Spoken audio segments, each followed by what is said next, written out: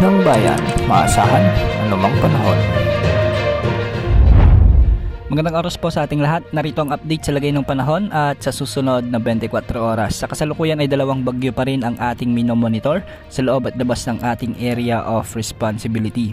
Ito ay sina Bagyong Hener at ang nasa labas naman na si Bagyong may international name na Pulasan. Huling namataan ng pag-asa si Bagyong Hener sa layong 305 kilometers silangan ng Tuguegarao City, Cagayan. Taglay nito ngayon ang lakas ng hangin na umaabot sa 55 kilometers per hour malapit sa gitna at pagbugso namang umaabot sa 70 kilometers per hour. Kumikilos ito ng northwest sa bilis na 10 kilometers per hour at dahil nga dito, asahan ang maulan hanggang sa kuminsan ay may pabugso-bugsong hangin sa bahagi ng Ilocos Norte, Cordillera Administrative Region, Cagayan Valley, Zambales, Tarlac, Nueva Ecija, Aurora at Quezon. Ang mga lugar na ito ay posibleng makaranas ng mga biglaang pagbaha at pagguho ng lupa, lalo na kung may mga katamtaman hanggang sa malalakas o minsan ay matitinding pag-ulan. Samantala sa northern portion naman ng Palawan, Occidental Mindoro, Aklan, Antique at Negros Occidental, asahan din ang mga pag-ulan dulot naman ng southwest monsoon. Makakaranas naman ng mga pabugso-bugsong pag-ulan sa nalalabing bahagi ng Mimaropa, Western Visayas at ang buong Negros Island region dulot pa rin ng habagat na pinalalakas ni Tropical Depression Hener. Posible rin ang mga pagbaha at pagguho ng lupa lalo na kung may mga katamtaman hanggang sa kuminsan ay malalakas na pag-ulan. Samantala sa nalalabing bahagi naman ng Central Luzon, asahan din ang maulap na kalangitan na may mga kalat-kalat na pag-ulan at pagkidlat-pagkulog. Ito naman ay dahil sa direktang epekto ni Bagyong Hener. Ang mga lugar na ito ay pinapayuhan dahil posible ang mga biglang pagbaha at pagguho ng lupa.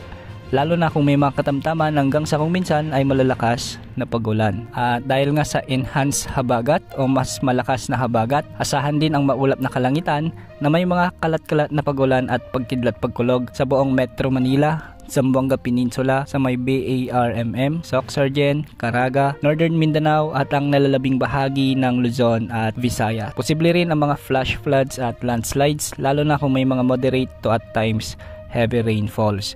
At sa nalalabing bahagi naman ng Mindanao, asahan rin ang bahagyang maulap na kalangitan na kung minsan ay may mga kalat-kalat na pag-ulan dulot din ng southwest monsoon. At dahil nga sa patuloy na paglapit ng Bagyong Hener o nagbabadya nitong landfall sa kalupaan, nakataas na ngayon ang heavy rainfall warning o yellow rainfall warning sa bahagi ng Cagayan at Babuyan Group of Islands. Ang mga lugar na ito ay posibleng makaranas ng mga malalakas na pag-ulan kaya posible ang mga pagbaha at pagguho ng lupa. Dahil nga dito nakataas na ang Tropical Cyclone Wind Signal number 1 sa Cagayan kasama na ang Babuyan Islands, Isabela, Quirino, Nueva Vizcaya, Apayao, Kalinga, Abra, Ifugao, Mountain Province, Benguet, Ilocos Norte, Ilocos Sur, La Union, Pangasinan, Zambales, signal number 1 din sa Tarlac, Nueva Ecija, Aurora at ang northern portion ng Quezon lalo na sa may General Nakar, Infanta at Trial.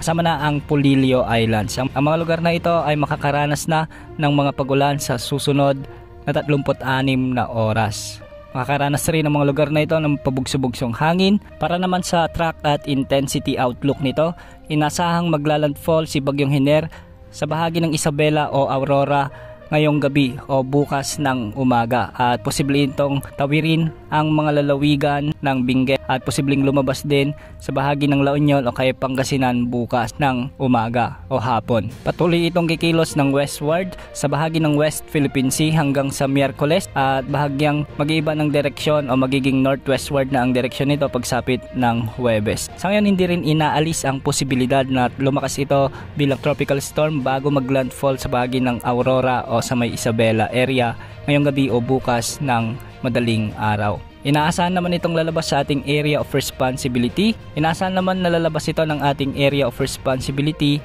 bukas ng gabi o kaya umaga ng Miyerkules. Samantala, ang bagyong nasa labas naman ng ating area of responsibility na may international name na Pulasan ay posible namang kumilos ng hilagang kanluran sa mga susunod na araw at posibleng tahakin din nito ang kaparehong track ni dating bagyong Ferdy. Papasok man ito sa ating area of responsibility, ito ay panandalian lamang at kung sakaling pumasok ito, papangalanan ito ng pag-asa bilang bagyong Helen. Yan muna ang update sa lagay ng panahon ngayon. Ito po ang weather update ng bayan, maasahan anumang panahon.